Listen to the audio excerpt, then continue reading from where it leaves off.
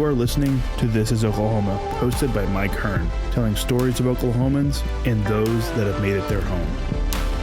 Before we get into today's episode, I want to tell you a little bit about our current sponsors, the Oklahoma Hall of Fame. As you well know, if you've been following This is Oklahoma, they've been a huge part of this podcast. So this podcast is presented by the Oklahoma Hall of Fame, telling an Oklahoma story through its people since 1927. For more information on the Hall of Fame, go to www.oklahomahof.com and follow them on Instagram for daily updates at oklahomahof. Also, for the podcast, a new sponsor, RCB Bank. Since 1936, RCB Bank has offered progressive products and a friendly service. Come in today to find out more about their loan promotion on new, used, refinanced cars, boats, campers, and ATVs. Visit RCB Bank to learn more. RCB Bank, that's my bank. With approved credit, restrictions apply. Now, let's get into today's episode. What's up, guys? Welcome back to another episode of This is Oklahoma. Mike Hearn here, your host, back with another episode down at the Bedford studio today with Mr. Lance Lang. Thank you for coming down to the studio. Glad to be here. Thanks for having me. It's good to see you again. We've just been chatting now. I think the first time that I'd heard about Hope is Alive and yourself and what you did was when you spoke at BFC for one of Timmy Riggs's college nights, and that's gonna be 3-4 years ago. I maybe? think you nailed it. I think it's probably three plus years ago. Yeah. And also, at that point it was, you were busy and doing things, but sure. I mean, now we've gone 3 years later and you're continuing to build on that foundation. So I guess, before we dive into Hope is Alive, let's give a little bit of context to the listeners if they don't know who you are, what Hope is Alive is. I guess, who are you and where do you come from? I come from Pryor Creek, Oklahoma. Yeah. And so this is Oklahoma podcast. If you are a good true Okie, you'll know Pryor Creek. Mm-hmm. It's known by Pryor now and known really for the Google infusion that's happened there with Google building out all their databases, their whatever those things were called. Right. There. But I was born and raised Oklahoma kid. Mm-hmm. Dad, Baptist pastor in a few churches here in Oklahoma, and grew up under the watchful eye of Baptist pastor's son in small town Oklahoma. That's my story. That's what I lead with just about everywhere.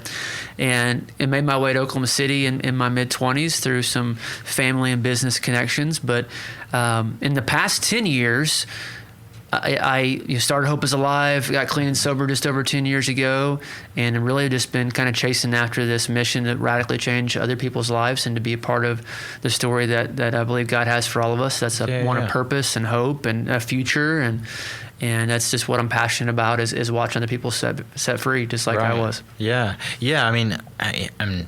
I have plenty of friends. I don't say plenty of friends, but I have friends who have had that experience, right? And you get addicted to drugs or alcohol or whatever it is, and it's trouble when there's nothing there for them, isn't it? Or when they do go to a place and they don't get the care that they should deserve or that they're paying for. That's right. And they relapse or whatever, and they just keep, it's like a revolving door then, isn't it? It sure is. That's what happened to me. And I went to treatment and went to a really good place. But, out of the 15, 16 guys that were there, probably 6 months later, a handful of them were dead. Yeah. A handful of them were back in that treatment center, and maybe a small handful were doing okay. Yeah. And that's really was the eye opener for me. So here I'm clean and sober. I could tell you the whole addict story, but I lost everything, completely down, restarting my life. And then I find this group of guys that I just fall in love with at a treatment center that were desperately in need of not just like a 30, 60, 90-day stint in a rehab, but a full, complete immersion in life change and life skill development and friendships and spiritual growth and financial growth and professional development. And that's really where kind of, I fit in, and Hope is Alive fits into the spectrum of addiction recovery. I always use the baseball diamond analogy. People ask me, like, where's Hope is Alive, and how does that fit in? Well, first base is detox, like a 10-day medical detox if you really need to be monitored to get off heroin, alcohol, benzos, whatever it is. Second base is like the inpatient treatment. You hear of a celebrity going to rehab. That's second base. We're third base. Yeah. That's what Hope is Alive is. Mm-hmm. And we're that stop before you go home to help you really walk out what you learned in treatment and develop real life skills. Kind of answering that question, I'm sober, now what? Right.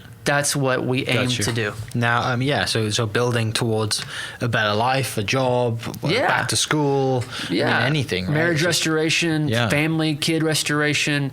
I love when guys and gals at Hope is Alive find like their calling in their professional life, or maybe that's even a spiritual calling. But that really lights me up to see somebody, find that they really love getting in shape and physical fitness and supplements, and they get on at Draper Family GNC or something, and they really fall in love with learning about that, or they realize that they have a mind towards numbers and money, so they want to be an accountant or a financial planner. Like all that stuff really excites me because I believe to stay sober, you have to have a life worth living.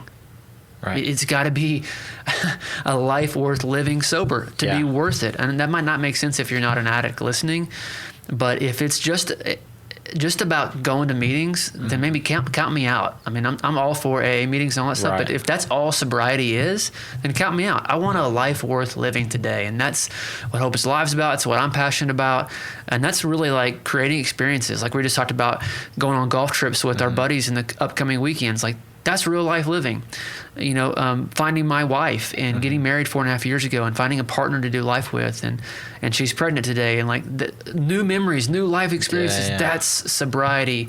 That's what this thing is all about for me, and that's what gets me fired up. Yeah, it's and you're dealing, like I said, you're dealing with addicts, right? You're dealing with people who have addictive personalities, and they've taken a wrong turn, and it's led down this road. It's finding something that gets them addicted to something good. Yes, like I said, fitness, finance, numbers, whatever they're passionate about. Totally.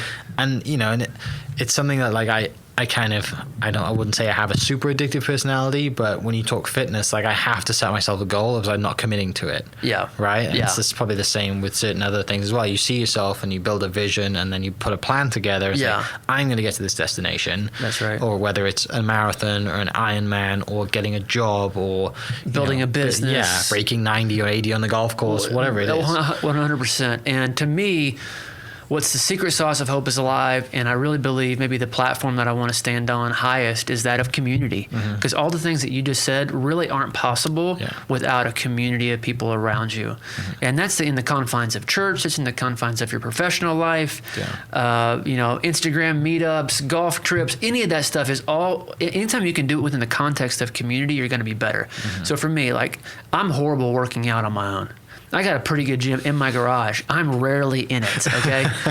But when I can go to a gym, or I can go to Fit Camp 180, and I'm not trying to do any plugs, but just where my friends are, where there's a group of people that are pushing me towards being my very best, I'm going to put out so much more effort. Well, that's what Hope is Alive's about. Yeah. It's about putting addicts and alcoholics in the confines of community where they can chase after the common goals, they can develop life skills, they can heal their core deep wounds, and do it all with their brothers and sisters that are chasing those same things. That's where I believe exponential, what we would call radical life change happens. Gotcha. Yeah. And I mean, you're speeding up that change, right? By by putting, bringing people together that are working towards the same goal. That's right. And even if there is a stray dog, they're going to be pretty helped out. There's people there to help them out and bring them back. And, even if they have, because everyone has those thoughts, right? You have thoughts of like, it's temptation everywhere, and doesn't matter what you're addicted to. I mean, it could even be Sour Patch Kids. Like you drive past a gas station, you're like, I want to pack Sour Patch Kids, for right? sure. So it's having that, like coconut that community. Red Bull. That's my problem. Yeah, coconut Red Bull. Amongst a lot of things. Pop-Tarts, chocolate chip cookies, golf. Just sugar in general. Netflix documentaries. Yeah. I mean, it's keeping all that stuff in moderation. But the context of community is really where all that's at, where you can have folks that will hold you accountable. And on those bad days where somebody can call you out and say, hey, you don't look right, and like, let's talk. And that stuff happens literally hour on hour at Hope is Alive homes all across the country. And I think that's the stuff that you don't ever see on a marketing document, on the website. It's that secret sauce of community that I believe has allowed us to kind of grow to where we have and to impact the amount of people that we have. Yeah. So when you come out, you in your personal journey, you come out of rehab and you meet these guys, and you're like, there's more to be done here. Yes. Right? We can't keep just going back and forth. Like I said, you the guys in your group, some of them are dying. Right? That's right. Like, something needs to be done, it's not being done. So you see that opportunity and, you turn to that. Where does it start? Like, what is the first step for you there? Yeah. So literally, the idea of transitional living or sober living isn't necessarily a new thing. We didn't come up with that. Right. There's other groups that have done that. But my vision was that there was just so much more that could be done. Okay. And so honestly and truly, it just started by, okay, I need a house. Right. And I need some guys to live in it. Yeah. And so I recruited 5 guys that were early in sobriety. My sponsor in the 12-step meetings I go to found a house for me that I could lease to purchase because I had no money. I was early in sobriety. No bank would give me anything. I tried. So I had to lease to purchase the home here in Oklahoma City in a pretty familiar neighborhood. And I invited those 5 guys to move in once the guy gave me the lease. Yeah. And that guy, changed my life, and he changed so many other people's lives because he said yes. And so we just started with a normal home in a normal neighborhood with 5 guys and me. And that was February of 2013. And I had some context or some guidelines for what I wanted the program to look like. Yeah. But just like when you're starting a business or you're starting this podcast, you really just get started and it kind of comes together as you go. You learn as you go. And, I knew I wanted to start a nonprofit, but I literally went to Barnes & Noble and bought Nonprofits for Dummies. I had no idea what it meant to run a nonprofit. All I knew is, hey, if it's a nonprofit, people can give us money. And that's like as far as I knew. I didn't even understand how that worked. Write it off on their taxes. Exactly. It's just like what everybody kind of loosely understands about it. And so, things just took off. I moved into the house with the guys. And really, we just began to do life together. It's kind of a common phrase, but that's really what we did. Right. A lot of us worked together. We worked out together. We went to the movies on the weekends. We went to the fair. We went ski trips. We just did life together for about a year. And we began to have some success, and people started calling, basically, men and families that were in treatment centers that were needing that next step. Yeah. And we kind of began to realize maybe we have something here, and maybe this long-term model that we had, which was kind of a different disruptive force in the sober living community. We were having guys stay for years. And that was earth-shattering. How are these people staying so long? Well, we were creating a culture where they wanted to stay, where their lives were changing, and they realized it was much better to be in the home than to be separate from that. And so one home grew to 2, grew to 3, and I can tell you the whole story, but kind of where we are today, there's 21 homes in 7 cities in 4 states and 203 residents as of this morning. So that's just over 8 years. 8 years. Pretty incredible what a lot of people in Oklahoma specifically have helped to fund. And a God that loves to tell comeback stories. Yeah, no doubt. That's so good. So those, you stay for a year, right? You're in that house for a year and you're with those 5 guys. And because people are seeing the change, and I'm sure the community is probably a tight-knit community anyway, right? So you're always in touch with people who are in treatment. All the time. So you build that referral network. Absolutely. So they see that you're doing great work, right? It only works if you succeed and if the 100%. People in that original house succeed, because if they don't, the referrals aren't going to come. Absolutely. They're like, oh, okay, we might as well bring them back to what we're doing now. Yeah. Everybody wants to refer, pass on, word of mouth, something that's successful, something that's going well. And so the sheer fact that the guys early on were staying was a good sign, right? And so we began to talk to facilities, and I began to realize, okay, how this works when an individual is at a treatment center or rehab, then they need to start looking for that next step. And so I kind of began to put my marketing hat back on and kind of realizing, okay, we want to fill this home and other homes, and we need to start working with these facilities. And then I kind of realized too, and I think we were a little ahead of the curve on this the power of social media. Yeah. And so we were some of the first groups across the country doing before and after pictures, or really telling our stories about addiction before a lot of people are. Nowadays, all kind of junks on social media. Right. 8 years ago, it really wasn't the case. 7 years ago. And we even had some pushback, like this is a program of anonymity and we're supposed to be anonymous. And hey, I get that if that's your vibe. But for me, it was like, let's be as public with our stories as possible so that we can have the most social accountability that we can have. I want everybody to know my junk. That's why I've written 5 books. Like I want, the more you know, the more you can help me. Right. Is my philosophy. Yeah. Now, not everybody's wired that way. I get it. But that was kind of the culture and the vibe early on at Hope is Alive is let's be disruptive in this space. And not only are they going to be in beautiful homes, are they going to stay a year to 18 months, are they going to have incredible opportunities they wouldn't have anywhere else, we're going to talk about it socially. Yeah. And I think that was really attractive to people. And then what I learned kind of low-key for the marketers out there as well is I learned who was really calling us, who was buying my books, who was messaging us on Facebook and Instagram or whatever else, it was always moms. Really? Well, think about it. Yeah. Who's Yeah. calling when the kid Yeah. is in trouble? Dad's at work or whatever. Yeah, Mums, who's looking for help? It's always moms. Yeah. And so we really began to realize that if we wanted to help as many people as we could, which is the mission, Sure, of course. then we want to make sure that we're talking to, working with moms and parents and those that love addicts, and those that are connected to churches that Give are them a supporting chance, us and that are trying to find ways to help people. And so that's when we began to start Finding Hope support groups, which is a huge part of Hope is Alive. And there's 35 different support groups in 7 states now in 2 Yeah. languages.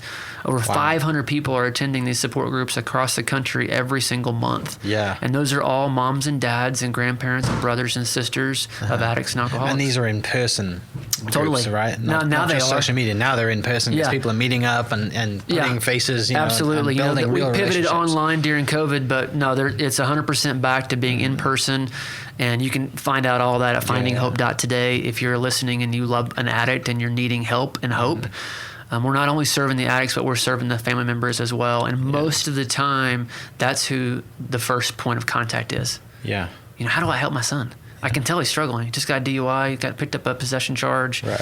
My Struggling daughter's to speak to him because I he can't won't speak talk to anyone. Yeah, he's stealing stuff from us, and so we really began to have this focus on how can we educate and heal the family. And we believe that if we can do that, then the addict will come right behind them, and we can support and help them too. Yeah, I mean, you made a good point. Like, most people don't even think about the family; they think about the addict first. But obviously, the family's being affected. Probably the ripple effects, right, of Absolutely. that destruction or whatever happens. And thankfully, you guys are there before it gets really bad, and they're at a funeral for that person. Right? Absolutely. It's the forgotten population of this kind of epidemic, this opioid epidemic that's been on the cover of the papers and lawsuits and all that. Kind of the behind the scenes forgotten population of that is the moms and dads and the family members. And we believe that an addict impacts directly in a significant way 10 people. But on the flip side of that, when they cross that step of into recovery, they impact those same people in a different direction. And so that's what we're trying to do. And like you said, everyone loves a comeback story, right? Everyone loves to see the before and after. That's right. The power of social media, and you can see it, but when you really know that person and you went to high school with them and you saw their down spiral, and you see them, 3 or 4 years later, and they're a manager at a store now, or they've got a really good job, or they're the business owner, whatever it is, like that. It just proves everything, doesn't it? It's not like well, clearly something has happened. Yes. You've made a huge transformation, and the teach me kind of thing, right? Because even if that person is not an addict and hasn't had trouble like being addictive and with drugs or whatever it is they're addicted to, we all have doubts, right? We're all mentally going through something anyway. So even though it hasn't been that bad, you can still help people who aren't technically addicts, in the medical sense, right? Yeah. But we struggle with things every day. I hope we're inspiring hope. At the end of the day, if you're following us on social media, if you know about Hope is Alive, I hope that you at least are inspired by the visual changes that you're seeing in those before and after pictures, and knowing that every physical change is first manifested on the internal inside, and so all that change happens inside before it's evidenced outside. And to your point, I hope that's proof of the product, proof of the program, that what we're doing on the inside, which is, I got to give props and a shout out to my wife, Allison Lang, because she really wrote all of our program. Not really, she did all of our program, and kind of the wizard behind everything that's happening on the inside. So the success of working through codependency, sex and love addiction, gambling, gaming, control, all these things that are inside of us, when they're not healed or worked through effectively, what you see on the outside is addiction. Right, so it's drugs and alcohol and legal issues and money issues and family issues. But when it is healed, to try and suppress what's inside. Correct. The struggle, we believe, on the inside. So when our program is all about healing the core wound. So if you can get down in there and heal those areas, then we believe what you'll see on the outside is not only a beautiful picture physically, but family restoration, financial restoration, peace in their life, a career path, spiritual foundations, everything that they need for a long-term sobriety. No doubt. You mentioned social media and kind of being the first, out of this group and this community to really kind of push that, or some of the first. And now obviously it's probably a huge part of your marketing, right? A huge part of the business, and it's a really effective tool because even if one person sees that and makes a phone call, changes, or just forwards it on to a friend, or who, like you said, the mum groups, right? Whatever, makes a change. It's worldwide too, which is the greatest thing about social media. Well, it's the only way I can market to your friends for free. Yeah, right. Very true. And so we try to, just like everybody else out there, create good shareable content that people want to engage with, and I think just treating the nonprofit space like a business, and realizing that the marketing tools that Coke and Pepsi and other successful groups are using, we could use to help more people, was kind of like a pretty no-brainer to me. Right, yeah. But I think it was pretty disruptive in the nonprofit space. And so we treat this very much like a business. We want to be extremely successful. We want to be profitable.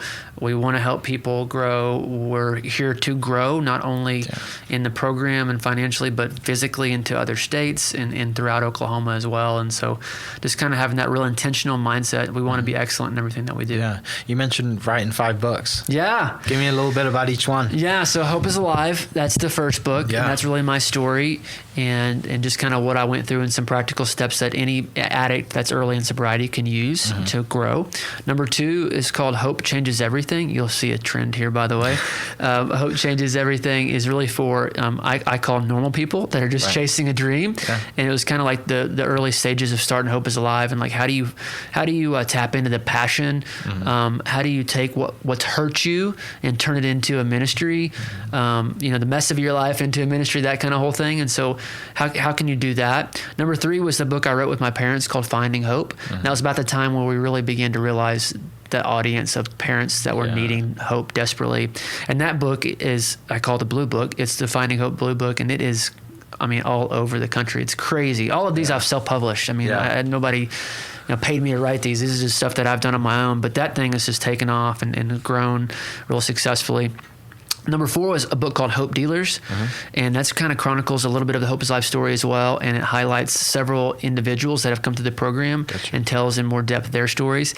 And then number 5, thanks for letting me share this. I'm excited about my book coming out on June 30th, 2021. It's called 10 Years Sober, and it chronicles these last 10 years of my sobriety. I just picked up a 10-year chip on April 27th of this year, and just excited to share what God's done in my life. And I wrote 10 chapters that highlight and chronicle every year of the last 10 years. And that book, I think, is really, really good. I'm proud of it. It'll be out June 30th, and you can go to lancelang.com or just put Lance Lang in Amazon, and all those books will pop up. Yeah. Oh, it's awesome.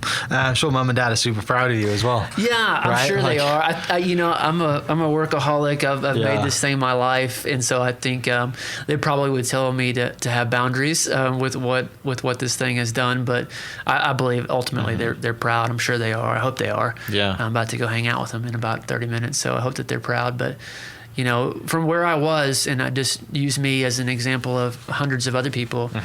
I was a liar. I was a cheater. I was a thief. I was a tornado of destruction. Everywhere I went, people just were sick and tired of me, and I had put them through hell and back. And my wife, I put her through so much as well. And so I hope on this side of things, I make them smile a little bit more than I used to. Yeah, definitely. So you mentioned obviously growing up a pastor's kid, and we're in Oklahoma, so there's plenty of people who can relate to that. Do you get a lot of? We're in Oklahoma. That religion is big. It is in everyone's life here, even if you're not religious. It's part of your life. 100%. How has that been? When you were going through addiction, were you struggling with faith as well? Like how, and then I guess now you can use that experience, right? But totally, and I there's all these cliche stories of like, oh, the pastor's kid's always the one that's like a tornado or whatever, or it's just like they've been fighting, or they've been under certain pressures growing up, right? Because their dad or mum or whatever's in the church, and they're actually like more of like the rebellious one, right? But what is that like in real life? Because everyone hears the cliches or whatever, but what is that being like when you're going through that and then helping others who are going through that as well? I think for me, just like anybody growing up with somebody that's either successful or in the public eye or really kind of owns their trade or trait, it just feels like it's naturally passed on to you, whether you have a choice or not. So for me, church, faith, Christianity was like, this is yours. You have to have this. and you're going to have it our way, which is absolutely nothing wrong with that. And as a parent, that's probably what everybody would do, probably what I'll do. Right. But as a PK, pastor's kid in a small town, it kind of was like, this is the way that it's going to be. And I'm just kind of a rebellious dude at the end of the day. And so when I began to have my own choice, it was kind of like, in a nice way, I'm going to go do my own deal. At the same time I was feeling rebellious, I started smoking weed. Okay. And so then I'm like, oh, I like this. And it changes the way that I feel. And I feel like I'm myself, like I'm comfortable in my own skin for the first time. And then you start traveling down that road, and then you run into other users and addicts and people, and that just takes you further and further. And that's how addiction works. Yeah. And so what it was like for me is when I went to treatment, I realized that I could make my faith my own. It could be Lance's, not Wendell's or Pam's. Nothing against theirs, but it could be mine. And I think that's what I try to encourage addicts today. You don't have to believe like Lance Lang or Allie Lang to belong at Hope is Alive. In fact, we want you to come just as you are. Right. But we want you to encounter spirituality and faith at whatever level that is for you, because we believe that that is ultimately what will set you free. So that's what I learned in those 90 days of treatment, and then have walked out these last 10 years, is that I could actually pick up my own faith, pick up my own hope, and make it my own. Now, it's ultimately, coincidentally, ended up looking a whole lot like my mom and dad's. Right. Yeah. But I and a lot of other addicts are not going to be told what to believe, told what to do. We have to walk it out on our own.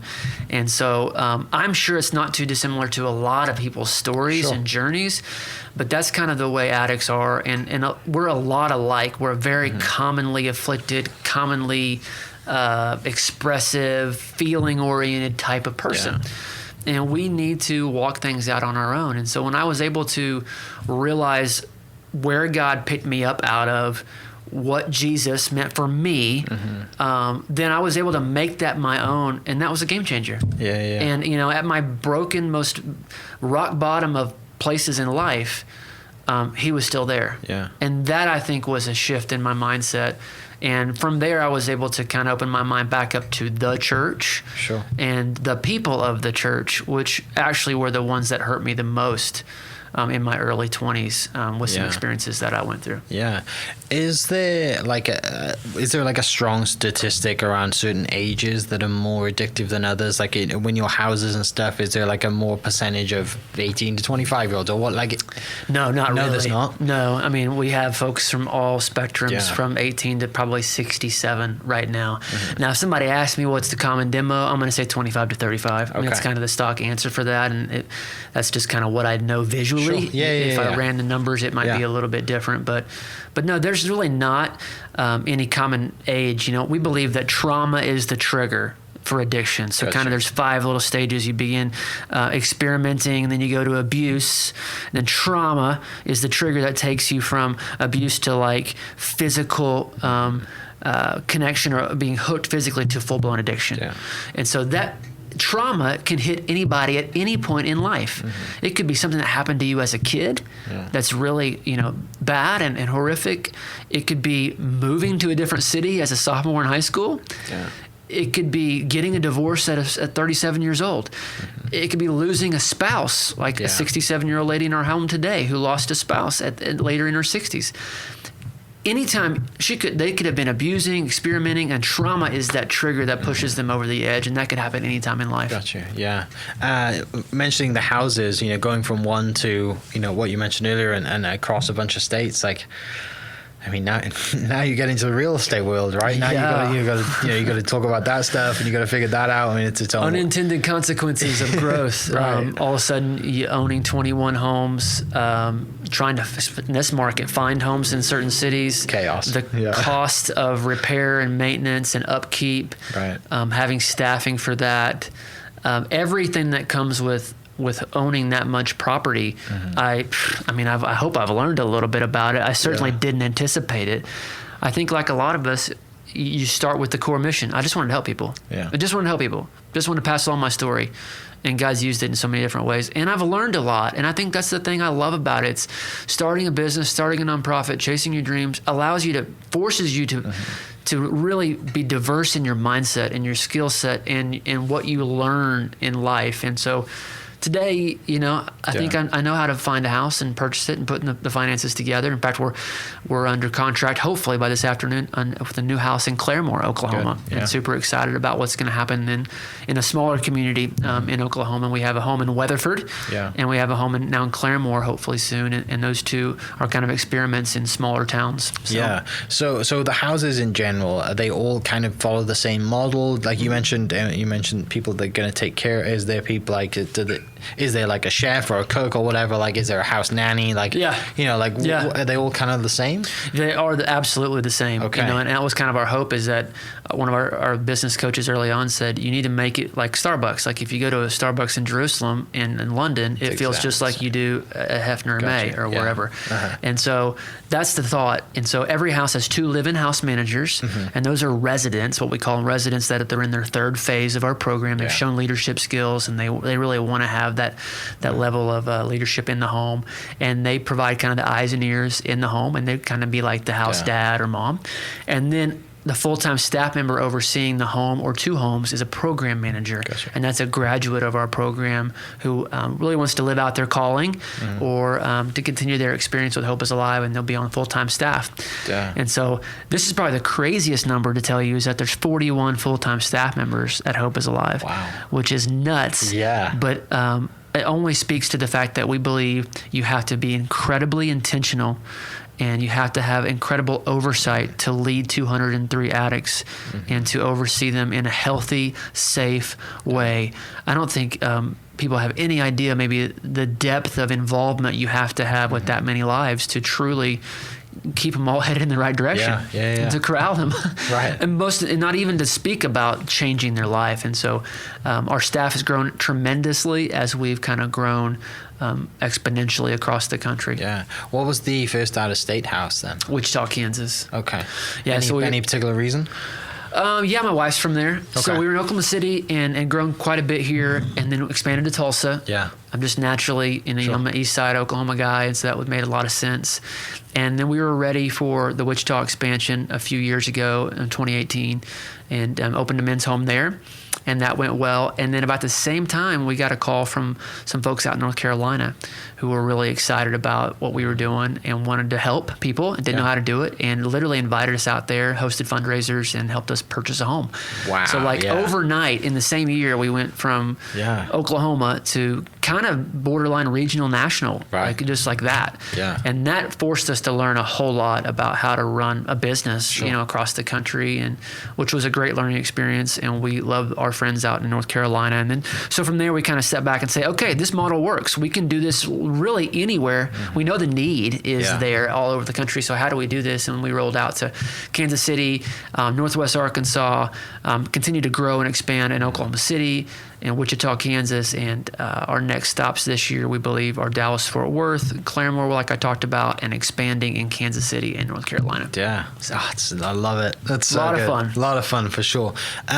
You mentioned, before we were recording, you mentioned events and stuff. Obviously, last year we can't, not really tough to have events last year, but this year now things are opening up, and we're pumped. It's good to have and plan events. So we're recording end of May, and so June 18th here in Oklahoma City, I believe this will probably be one of the first concert, live events in the city I can think that I've seen so far. And maybe even in the state. And so it's called Night of Hope. It's at Crossings Community Church. Starts at 7:30 that night, and it's featuring recording artist Brandon Lake. And so if you're into Christian music at all, you'll know Brandon. You can Google him or Spotify him or Apple Music him, if you will, and you'll hear all of his songs. He's super popular right now. And Night of Hope is a free event.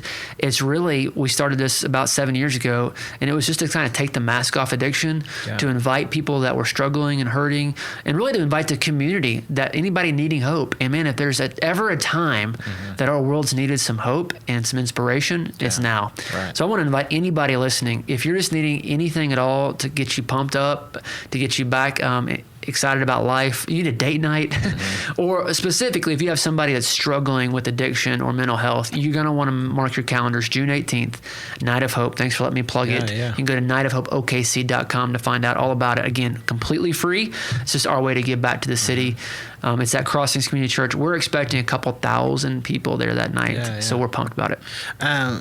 last year obviously was tough for a lot of people, but mental health was a huge deal last year, you know, and still is. But I mean, it just being stuck at home, not be able to hang out, not be able to see people. I mean, you know, like elderly family or friends or whatever, like everything. Yeah. So, well, I mean, how was that? I mean, how much of an impact, you know, do you guys have last year? And I'm sure your numbers went through, I mean, sadly, probably went up. Right? You're dealing with so many things. And like, you know, what was it like for you last year? Bro, I was struggling. I mean, not to mention those that are in addiction and even had any kind of mental health thing going on. I went through a lot of depression. I was fighting getting out of the house. I was resisting having to comply. And, you know, we were going through, my wife and I, infertility and IVF and different things like that caused us to have to quarantine more. And so I was struggling. So, yeah, so many people have struggled in so many different ways. That's the point. Like, you can never put yourself in somebody's home or in their shoes and understand how the last 18 months of our world, or 15 months or whatever, has dramatically changed everything about who we are and for the rest of our time here, I believe. To your point, we grew tremendously, unfortunately. At the same time, I'm glad we're here for people. Right. Our applications have jumped up, they've quadrupled, especially since January of this year. We're seeing dozens of applications every week. And when you only have a handful of beds open anyway, I mean, it's just like, what do you do? So that's one of the reasons why we've grown as fast as we have. And of course, when we're not the right fit for people, we send them to the right place. But yeah, I think that's why I'm so excited for Night of Hope in this event, is because I think people are desperate for connection. I think they're desperate to get out of the house. I think they not marriages need date nights. People need something to look forward to. That's hope. Yeah. You know, I'm the kind of guy that needs something to look forward to. And I don't care if that's right, wrong, or indifferent. That's just me. And to me, that's hope. I know something's coming. It's this expectation that something good is coming. And I'm really hoping for our city and our state that Night of Hope, June 18th, will be a night where we can come together as a community to inspire one another, to return back to the things that we so desperately need to stay healthy. Yeah. With you growing that much and not having beds available, does that quite, like sometimes, you know, you probably think, should we open up a bigger facility? Should we open up a campus or whatever it is? Like, but then I guess you lose that small group community at a house, right? Like, how do you battle that? I mean, just like you in what you're doing, or anybody listening with their business, I think to be good, you have to be selective. You've got to find the sweet spot and serve it really, really, really well. And so we found that. We know the demographic, we know the type of person, we know the types of addictions that we're going to serve incredibly well. And so we have to say no more than we say yes. And we have to just know that the model we found works for us. I've had so many opportunities to buy campuses, churches, camps that weren't working, and turn them into treatment centers or big communities, apartment complexes. And we've said no every time because it's just not the model. We found the model that works for our program. And we believe it's in the confines of the real world house environment, and it provides so many cool therapeutic things. Think about this. What do you do when you have somebody parked behind you in the driveway and you need to go to work before they go to work? Well, that means you have to think ahead the night before. You've got to ask for help and ask Billy or Bobby or Sue to move the car. They have to be willing to get up, go out in the cold, to move the car. All of this is therapeutic. It teaches patience and tolerance and asking for help, giving help. And that's just one example. Think about cooking and sharing food and meetings and cleaning the home and people that aren't like you and smell different and look different and talk different. All that's so therapeutic, I believe, to helping heal somebody. Well, mate, I mean, I'm excited to, you know, see the book's coming out, the event's going to be awesome, and hopefully more events planned this summer as well. For everyone listening, I guess what's the best place for them to follow you personally, and then obviously Hope is Alive and everything else you're doing there too? I've just rolled out a new website. I'm pumped about it, lancelane.com, so go check it out. And I'm pretty much at Lance Lang on all social media stuff. Hopeisalive.net is where you can go and check out Hope is Alive. If you want to learn more about the homes, where they are, send somebody to the application to apply for a home, donate, any of that stuff's on hopeisalive.net. Also want to plug Finding Hope. If you're a mom or a dad or a spouse of somebody struggling, please go to findinghope.today. You'll find a list of all the meetings here in Oklahoma and beyond. And if you're not quite ready to get out of the house, you can go online as well on Finding Hope. And that's probably plenty for them to chew on for no today. doubt. For everyone listening, I'll post as many as those links as I can remember in the description down below. But yeah, I mean, June 18th obviously would be the most recent one. And that's nightofhopeokc.com. Yeah. And you can find all that at our website. And we are posting about it like crazy right now. And that's going to be a lot of fun. Yeah. Well, mate, thanks for coming down. I was honored to be on. Really appreciate you coming on, sharing your story. Love what you do. Wish you all the best for the future. And let's get some more houses, right? Let's do that, and let's go play some golf. I would love to play golf one day. Definitely. Appreciate it. Thanks so much, man. For everyone listening, we'll catch you next episode. Cheers. This podcast is presented by the Oklahoma Hall of Fame, telling Oklahoma story through its people since 1927. For more information on the Hall of Fame, go to www.oklahomahof.com and follow them on Instagram for daily updates at Oklahoma HOF. Also, huge shout out to RCB Bank for jumping on board to be a sponsor. RCB Bank's loan promotion is here for a limited time. Head into any of their 40 Oklahoma locations to get as low as 1.79 APR on your next car, boat, camper, or ATV. Apply online at rcbbank.com. RCB Bank, that's my bank. Rate and finance with approved credit. Restrictions apply. And member FDIC. Huge shout out to my sponsors. Thank you for listening. We'll catch you next episode. Cheers. Thank you for listening. We are inspired by those around us and hope that you are too. Make sure you subscribe to this podcast on your favorite podcast platform and leave us a review so we can keep telling your stories. For more great Oklahoma content, follow This Is Oklahoma on Facebook and Instagram.